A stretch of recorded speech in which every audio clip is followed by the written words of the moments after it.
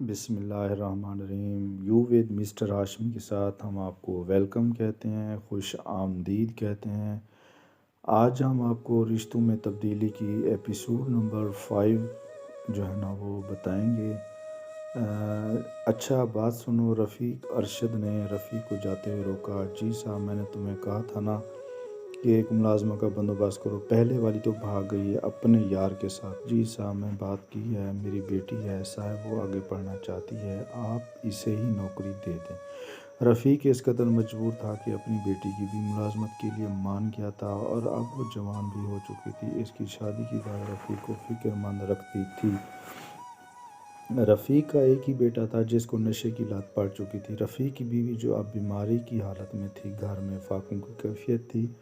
रफ़ीक के बेटे ने अपना नशा पूरा करने के लिए घर की कीमती चीज़ें फ़रोख्त कर चुका था। अब रशीद के पास ना कोई सरमाया था और ना ही कोई आमदन का ज़रिया। बस एक यही नौकरी थी जो कि पिछले 30 बरस से कर रहा था।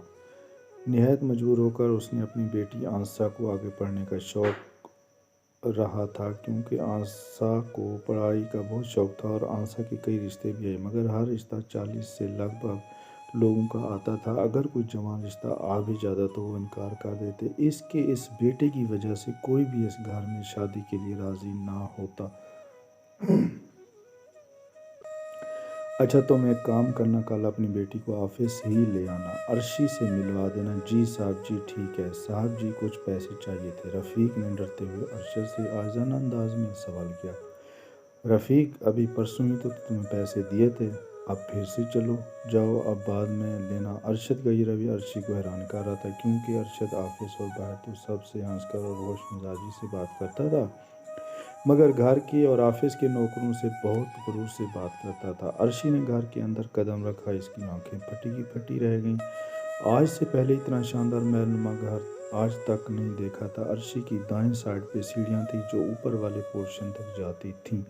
सामने कीमती सोफे और टीवी लॉन्च में एक बड़ी एलसीडी लगी थी। इस घर में 8 से 10 और ऊपर वाले पोर्शन में 8 कमरे थे। ये घर तकरीबन 50 मरले का होगा, जिसकी डेकोरेशन शायद उसने ख्वाब में भी ना देखी हो। हर कमरे में एसी और टाइल लगी हुई थी। तुम इधर बैठो, मैं अपनी वालदा को बता कर आता हूँ। अरशद ने अर्शी को सोफे पर बैठने का बोला और ख़ुद कमरे में चला गया। कुछ देर बाद आया और अर्शी को अम्मी से मिलवाया। मामा, ये अर्शी हैं जिनका मैंने जिक्र किया था। अरशद की वालदा ने एक नज़र इसे देखा और कुछ बोले बगैर आंखें बंद कर लीं। अर्शी को महसूस हुआ जैसे इसकी माँ राज़ी नहीं। अरशद की माँ अरशद से ज़्यादा मगरूर औरत थी, मगर अरशद भी इसका बेटा था जो अपना बिजनेस देख रहा था और वालदा से बात तक ना करता था। इसकी वालदा अकेली घर में रहकर बीमार हो चुकी थी, मगर अरशद को अपने काम से मतलब था। इसी वजह से इसकी वालदा इसे समझाती थी, मगर अब वो भी मजबूर हो गई थी। अरशद की हर बात मानना इसकी माँ की मजबूरी थी। अरशद अपनी मर्जी का मालिक था। जुबैदा बेगम, अरशद की माँ, नीम बेहोशी की हालत में थी। हेलो डॉक्टर फराज, मैं अरशद बात कर रहा हूँ, घर तशरीफ़ लाएं, वालदा की तबीयत ख़राब है। अरशद अब किसी डॉक्टर को कॉल कर रहा था। अर्शी, तुम अम्मी के पास बैठो, मैं डॉक्टर साहब को लेकर आता हूँ। अर्शी को परेशानी लाक हो गई कि वक्त बहुत हो गया, अम्मी अबू इंतज़ार में होंगे और रात के 10 बज गए थे। तुम इतने फ्रेश हो जाओ। अर्शी ने इस बात में सर हिलाया। अरशद बाहर चला गया। डॉक्टर 10 मिनट में आ गया था। अर्शी, तुम साथ वाले कमरे में चली जाओ। अरशद ने इशारे में अर्शी से बात की और अर्शी साथ वाले कमरे में चली गई। दूसरे कमरे में भी एसी ऑन था। वो जाकर बेड पर बैठ गई। वो वहाँ बैठी सोच रही थी कि अल्लाह पाक ने किस कदर केयरिंग खामन दिया है। डॉक्टर जा चुका था। अर्शी शीशे के सामने दुपट्टा उतारे अपने बाल सेट कर रही थी। अर्शी के जिस्म से निकलने वाली महक पूरे कमरे में फैल चुकी थी, मगर उसे एहसास ना हो रहा था। वो गुनगुनाती हुई अपने बाल संवार रही थी कि अरशद अर्शी की पीछे से कमर की जानिब से बगल गिर हो गया। अरशद, ये क्या कर रहे हैं, प्लीज़ छोड़ें, कोई आ जाएगा। नहीं मेरी जान, अम्मी सो चुकी हैं और घर पर कोई भी नहीं है। ये वही कमरा था जिधर अरशद ने पहली लड़की के साथ ऐसा ही सब किया था। अरशद ने अर्शी को इस तरह से पकड़ रखा था, अर्शी को इसका पकड़ना भी पागल बना रहा था। अरशद, प्लीज़ मत करें, ये सब ठीक नहीं है। अरशद, जो अब अर्शी के सामने आ चुका था, इसका चेहरा थाम कर अर्शी को मुकम्मल मदहोश कर चुका था।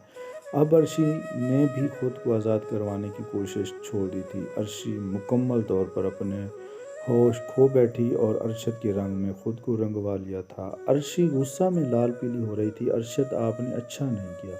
अर्शी की आंखों से मुसलसल आंसू जारी थे कि अरशद ने अर्शी को बहुत प्यारे अंदाज में माजत की और कहा, तुम मेरी इज्जत थी और अब भी हो। अरशद, हमने बहुत बड़ी गलती कर दी है। अर्शी, जो अब कुर्ब की हालत से गुजर रही थी कि इसका लहजा थोड़ा सख्त था, मगर अब क्या हो सकता था।